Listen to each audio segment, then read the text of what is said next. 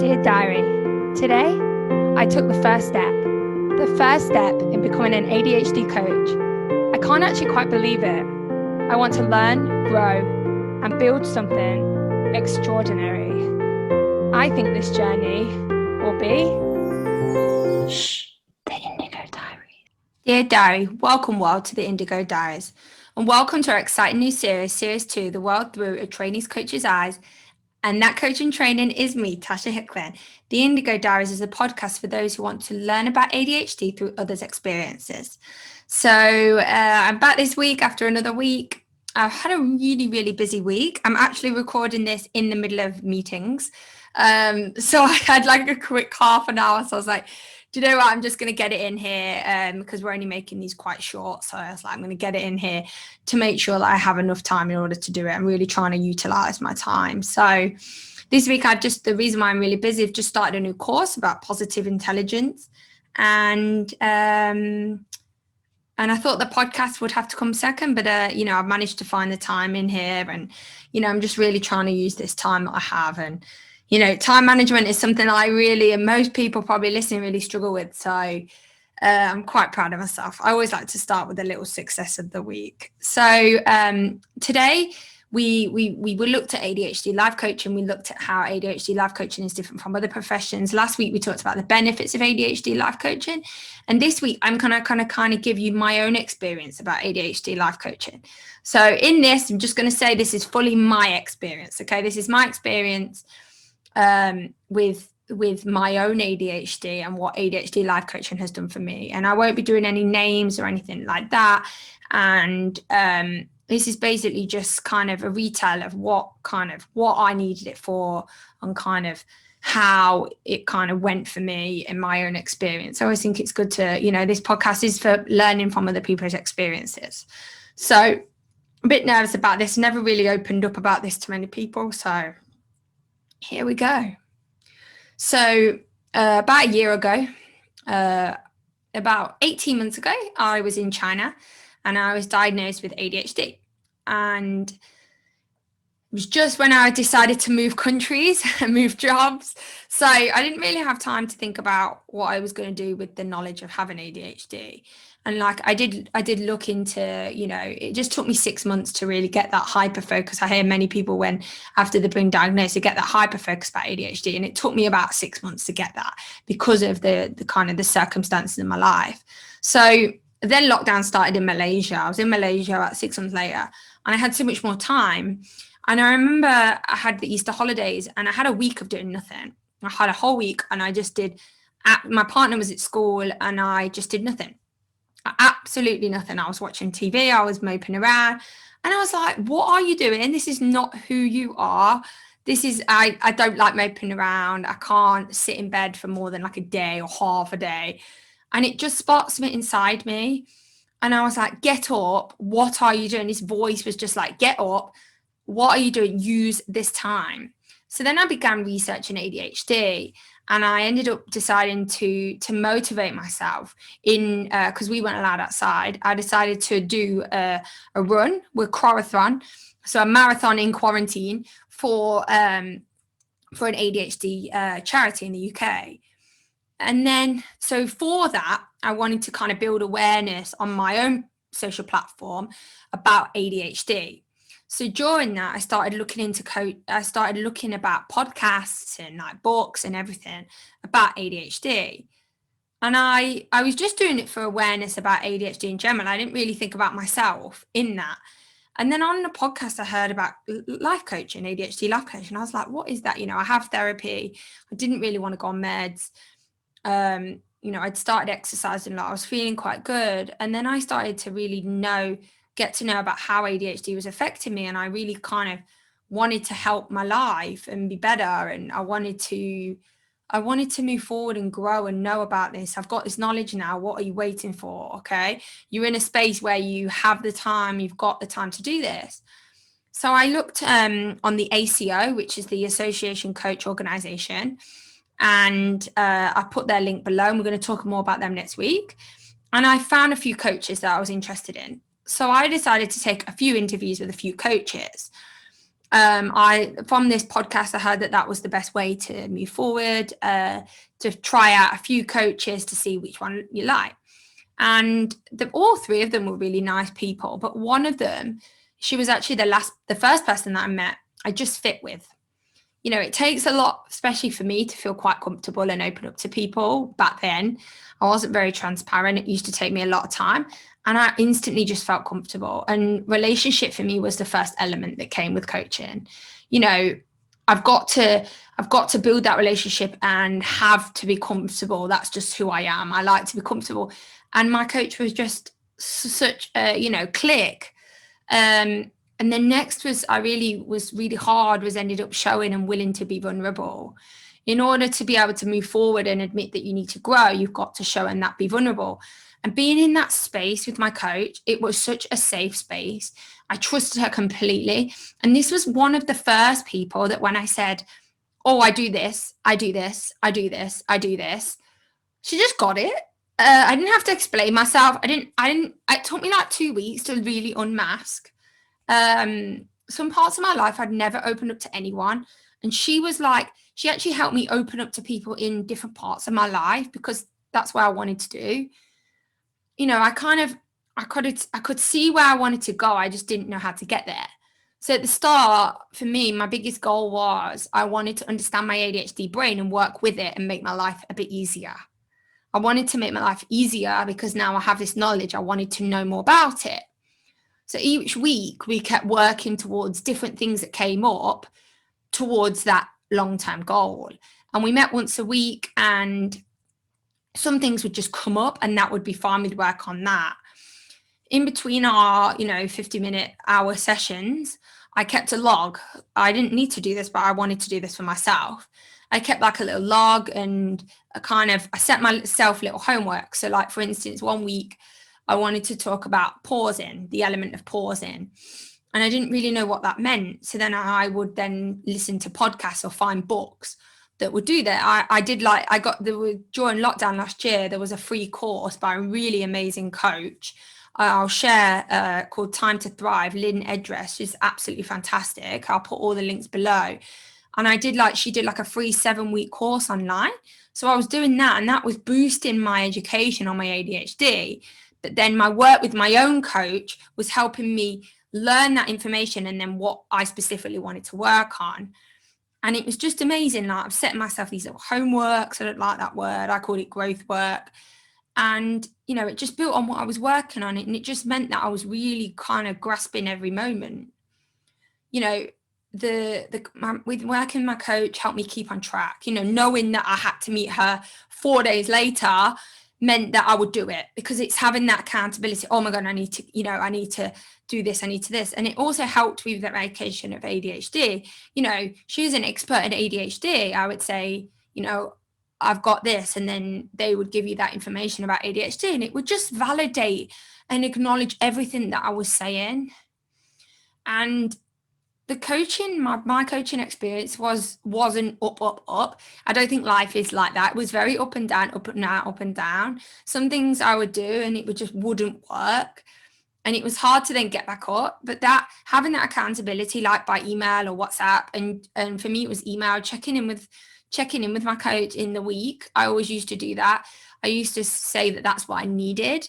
And she'd be like, great, I'll send you a quick message back. We can talk if you need to. And that really helped me. Like, for instance, one week, one of my things that we talked about wasn't working. So I checked in with her, and then then I didn't waste the week. I thought, how can I improve it? Also, it was the encouragement, and then sharing that success with someone really kind of validated and acknowledged what I was doing. The number one thing I loved about my experience was defining Tash and then my ADHD. ADHD is a huge part of me, but it's not all of me. And defining the different parts really gave me a strength. It gave me acceptance of who I was. My coach helped me give me the education, the insight, and to be honest, was one of the first people who saw me. It was the first person in my entire life, apart from my partner, that I'd been myself with. And it was just, that's huge for me. It's the first person I didn't need to wear a mask with. She accepted me for who I was and understood. And this gave me the acceptance and understanding to give myself the permission to live the life that I choose. And in a year, I've turned my whole life around, and it's just incredible. And, after 6 months, I went down to 2 sessions a month, and now it's monthly. I like having that check-in, that accountability even now, because things come up. Life's not perfect, even how far we are through. And yeah.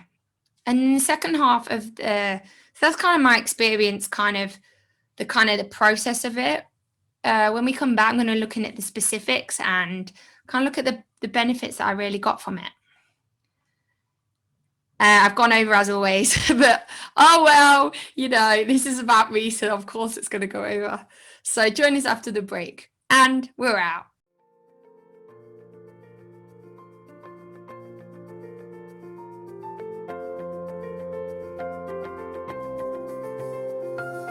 If you would like any more information on Indigo Hub or our Indigo support group, then please check out our website below, or our link to our social media platforms, or email at indigohub.adhd@gmail.com. If you would like to offer any comments, feedback, get support, or if you're interested in the world hearing your story, then please reach out through any of our avenues. As said before, have a positive week. Check in again later. And we're out. Shh, the Indigo Diaries. Welcome back. And before the break, we were looking at my own experience with ADHD Life Coaching and why I went to find a coach and kind of the process I went through. Now I want to look at kind of why I went and the benefits that I got from it. And these, obviously, I just want to say again, these are very specifically to me. Not everyone's experience is going to be like this or the same. So before I went to ADHD Life Coaching, I was very lost. Very, very lost. I'd moved countries. I didn't really know what I was doing. I didn't really know what job I was doing. I kind of chose to do a master's, but I didn't want to do it. I was really, really, really, really lost in myself and everything. And one of the biggest things for me with my ADHD was my emotional regulation. I still feel like that's not talked about enough. My emotions would be all over the place. It'd be from one thing to another to another. I would lose my temper. I would be really hard on myself. I really couldn't control it. My second thing was distractions. Looking at the new things, always, always, always, always the new things. New toys, new this, new that. Just over there. Next was obviously my attention, but it's just being able to sustain it. But for me, with shifting attention is one of the hardest things. If I'm interested in something, I'll do it, but then I wouldn't give what I needed to give attention to the right attention, and I couldn't regulate that time. I always said that I was quite good with time, but I think it was just a coping mechanism. But I was so stressed about time, and that comes for me with my inflexibility. So I'm very, very organized. I kind of made myself when I was younger, but when it comes to being flexible with time, we got a new story. Prioritizing was a huge, anything that came up. It was just horrendous. Working memory. I couldn't take in information and then remember it. I couldn't remember things. I didn't have systems set up or anything. Modalities. I was forcing myself to do things the way everyone else did everything else. And also giving myself knowledge and I wanted to work with my brain. I still felt like, and I still think that was one of the reasons why my emotions, distractions, attention, and all these things had their counter effect, because I was working against who I was rather than who I was, because I wasn't giving myself permission to live the life I was, but I didn't really know who I was for a very long time, for a very, very long time. And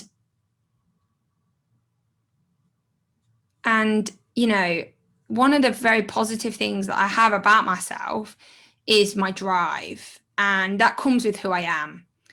But, I have that drive to keep going, to push. But But when you've got all this negative and all these challenges that pile up in your life, it made my life really hard to get through every day, which then affect my emotions, distractions, executive functions, my everything. Okay. And, you know, if that, and then they were only like the key things. And then that then affected my relationships, my work, my job, everything. Okay. So it was like a domino effect. It would be like, you know, the emotions and distractions and this and this and this and then boom, boom, boom, boom, boom. And I think that one of the hardest things was trying to use my true natural strength, because it was masked by all the dominance of the challenges and not knowing. I'd never been able to or understand myself. I'd never been given the opportunity. I'd never been given the education. And I never really ever did. I understood myself when I was like 12 years old. If you looked at my episode in my first series, I always said that when I was 12, I felt like myself. But I felt like it was hard to kind of see who I was and kind of see what everything else was. And for me, that was the biggest thing. It helped me build kind of piece by piece who I was. It kind of unlocked myself to see the different pieces of myself, see, okay, you don't work like this. Okay, so how can we work that? That helped me build the skills and ways in order to manage these challenges. And, you know, for instance, my working memory, it is a real challenge of mine. But rather than going, it's a challenge, and then domino effect, boom, boom, boom, boom, and emotions, I gave myself the permission to go, your working memory is not the best. How can we use that and make action to go forward? And, you know, looking at the cause root of I've never been understood myself. I've never given my permission, because I've been forced to do things this way. My life has happened like this. And it literally helped me piece together everything. Looking at why my working memory is not working before we go, right, I'm just going to pull this strategy, which is the effect. Looking at the root. Why is your working memory not working? Why is it not working? Okay, it's not. So how can we move forward?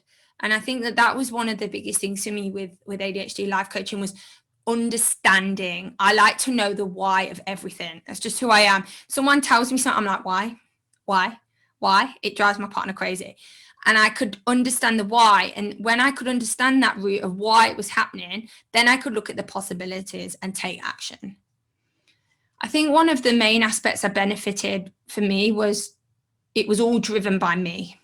Coaching was all driven by myself. It's based on the client, and the action and the strategies that I implemented, that myself and my coach implemented, were based on my life and that alone. I don't do well when I'm being forced to do it someone else's way. My number one core value is doing it my own way, because I am creative, I am unique, I am out of the box. When I'm forced to do it someone else's way, it doesn't work. And the fact that she gave me permission to go, right, what do you want to do? And it was like, whoa, no one's asked me what I want. And there was based on my life. You know, if I look online and look at all these strategies, that's great. But how do I implement that in my life? Rather than forcing myself into a strategy, I got the strategy into me. And then I also learned about myself, and I said that about who was Tasha and then who was my ADHD. And it even gave me acceptance to reach out to other support systems for my other disorders that I have. You know, I wasn't hiding anymore. Once that mask came off with my coach, it came off in so many different aspects of my life. Once that perspective shifted, I started having occupational therapists for my sensory and my dyspraxia. I started having different modalities to help with my dyslexia. I started asking for help. I started going to see doctors. I even started meds, and I wasn't ashamed to take meds, and I'm still not. The perspective shift was the biggest benefit for me. The strategies and all that are great, but without that perspective, I don't think that any of these strategies would have helped me for the long time, and I'm still doing them now. You know, seeing myself as Tasha, not as someone with ADHD. Identifying my strengths, uncovering my beliefs. Oh my goodness, them two things, identifying my strengths and my character strengths of who I am and what I'm actually good at, and using them to help with my challenges. And then looking at what my beliefs were from, and what my beliefs are compared to what is important to me, my values, has been probably single-handedly one of the biggest differences in my life. You know, it's using what I have rather than what I don't. And that rather than wishing, oh, I can't read, I audio listen. Okay. To help me remember things, I verbal process. I record myself speaking rather than writing notes. It's things like that that have helped me get into action and create sustainable growth. Taking action, coming up with little strategies is great. But if you don't have that perspective of using your strengths, kind of unpicking your beliefs and really being vulnerable, that sustainable change for me wouldn't have happened. And then the last thing was, after a while, celebrating the progress. You know, it's not about perfectionism. I always have those hard days. We always do, and we go back into our default mode. And it was becoming a new way of thinking and living. It didn't happen overnight. It took like a year.